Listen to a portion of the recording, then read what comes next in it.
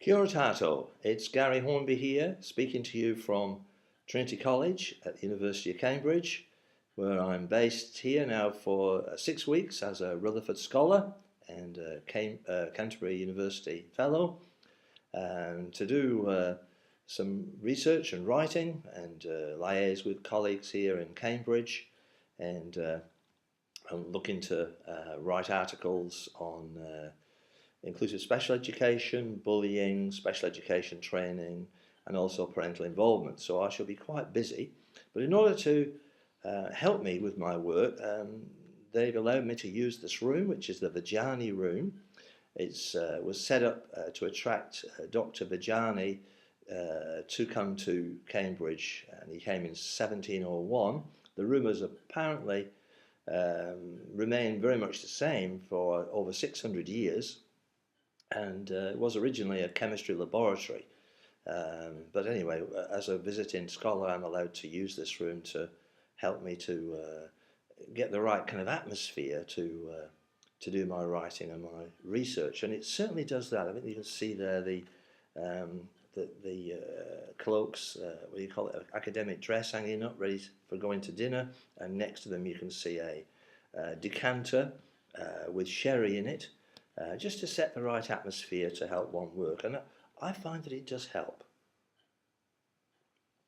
Right, so Trinity College, why is it important to us in education? Why am I so excited to be here? And because basically Trinity College has really provided one of the foundations to the scientific approach to education, which we are trying to follow now in our specialist teaching course by focusing on evidence-based practice. And this comes from a long history here. Henry VIII set up University of Cambridge, or Trinity College, University of Cambridge in 1546, and the scholars coming in after that included William Gilbert, Francis Bacon, and the most famous one is Sir Isaac Newton. And the other day I was able to go over to the Wren Library to see the first edition of Principia, which is regarded as the most important book ever written on science. So there's a solid foundation here of the scientific approach. And of course we New Zealanders have contributed to this because Ernest Rutherford, the chap from Nelson, who started off doing his research at Canterbury University, came to Cambridge and then on to McGill and to Manchester and back to Cambridge, and was involved in splitting the atom and developing atomic physics. So there's a solid basis there in terms of the scientific approach. And what I've come to realise is that through reading a book found in the room here the other day, this book called The Fellowship by John Gribben, which sets out the fact that, well, this wasn't always so easy. It's been a battle, like similar to the battle we have in education, between people who think you really don't need to do research because we know what the answer is, and people who think, well, no, if you want to find out what works or not, you have to do research on it and establish that. And it all goes back to Aristotle, as I found out, in 4th century BC, where he believed that just discussing things was the way to go. And you really didn't need to do experiments. And for 1,000 years this held for us until people like Isaac Newton and Francis Bacon came along, but also Galileo in Italy. And you remember that it's supposed to be a myth, but because Aristotle believed that a 10 kilogram cannonball would fall 10 times quicker than a 1 kilogram cannonball. Galileo is supposed to have dropped cannonballs from the Tower of Pisa because he lived in Pisa, and of course he found that the 10 kilogram and the 1 kilogram actually fell at the same time. They arrived at the same time. So Aristotle wasn't correct, but we still having battles in education. To actually say, well, we need to do research to make sure what does work and what doesn't work. And we're still affected by, in education, particularly in special education, by things that don't work and that continue on. And the examples that we give are facilitated communication, Erlen lenses, Dorman Delicato approach, that are still with us, even though there's actually stacks of research evidence that they don't work. So there's a continual battle between people who think it's okay just to discuss things and other people think we have to research them. We have the same issue with inclusion. Some people believe, well, because it's a human rights issue and therefore we've determined through discussion that it's the right way to go. We really don't need to research whether it's effective for a particular child or not. We just, we don't need to do that research because we know that it is right. Whereas that's the scientific practitioner approach that stemmed from people like Newton and Galileo said, well, no, you've actually got to research it to show that it's actually better than another approach. And so that's, if you like, why we've gone towards evidence-based practice in education. And we've come via psychology. Psychology, not like physics. Physics is 600 years old.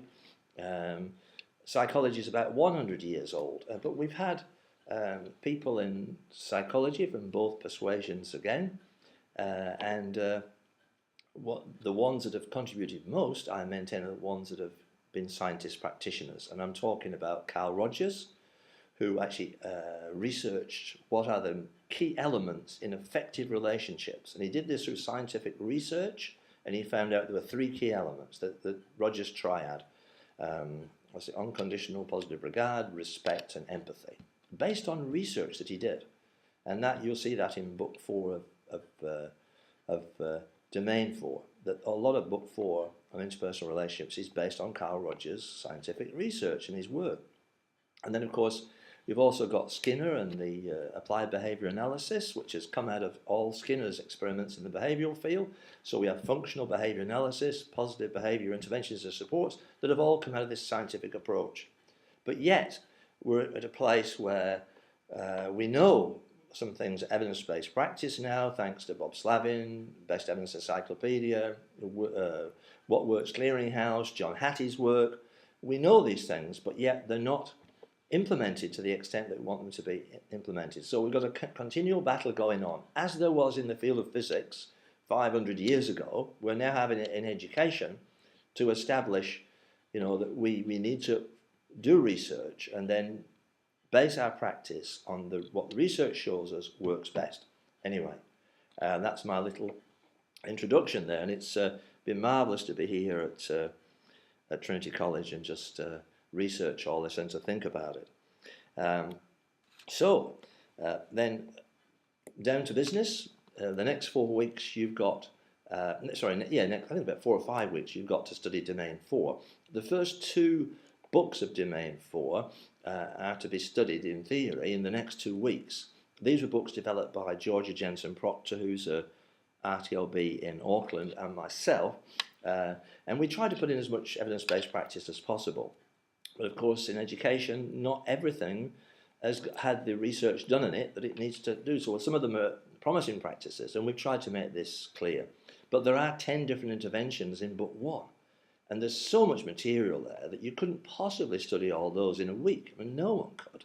Isaac Newton would have been overwhelmed by it all. So, so you have to just select. And I suggest you select just 2 interventions that you're particularly interested in and work on those, and then you can then paste then you can look at the activities, or the activity for book 1 in the discussion forum, which focuses on two of the interventions, and only 2. And then that's for this coming week. So hopefully you'll be able to have a look at that this coming week, and then we'll talk to you again next week, because there are, a lot more material in this domain. I'm also aware that it's only 2 weeks to go before the break, and during the break in July, this is a chance for staff to catch up on their research and writing, and for you perhaps to catch up on some of your reading in the domains, and also to start working on the professional development